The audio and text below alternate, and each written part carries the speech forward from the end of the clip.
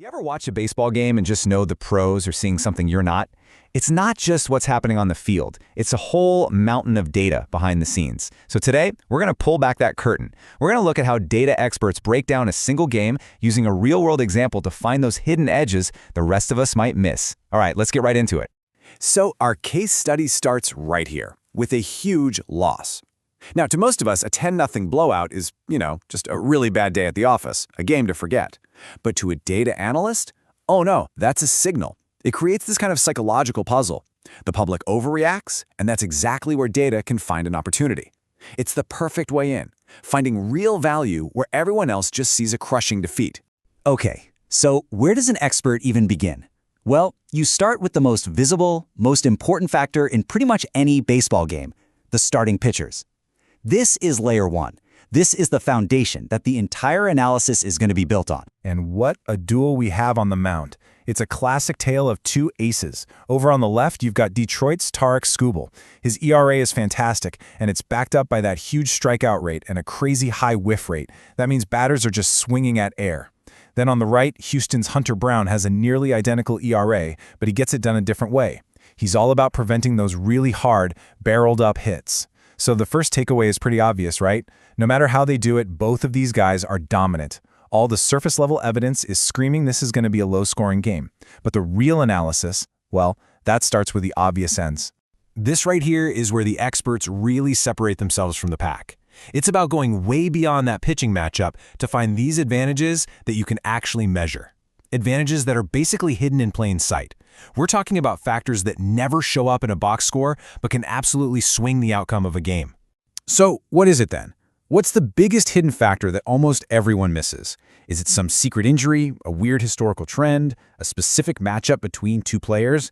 The answer is actually much more fundamental, and believe it or not, it has nothing to do with what actually happens on the field. 10,000. That's the number. 10,000 miles, that's the travel deficit the Houston Astros are dealing with coming into this game. And listen, this isn't just a fun fact the announcers throw out during the broadcast. No way. This is a hard data point, and it has proven real-world consequences. This is a perfect example of the kind of hidden edge that the experts are hunting for. And here's what that number actually does to a player's body. The science on this is crystal clear. Traveling east messes with your body's internal clock, your circadian rhythm, and that directly impacts reaction time. For pitchers, command gets shaky. For hitters, their plate discipline just goes out the window. And we have data on this. Historical data for teams in this exact spot shows a performance drop of 12%. That's staggering. So this isn't just a story. It's a measurable physical disadvantage. All right, what's our second hidden clue? It's the man behind the plate. The home plate umpire isn't just a neutral figure back there. To an analyst, they are another variable, a variable with a unique data profile that you can actually measure. According to validated data, the ump for this game, Carlos Torres, has an accuracy and a consistency rate over 93%. Okay, so what does that actually mean? It means he calls a tight and, more importantly, a reliable strike zone. Here's the key takeaway. For an elite pitcher, a consistent umpire is like getting a green light to just attack the zone.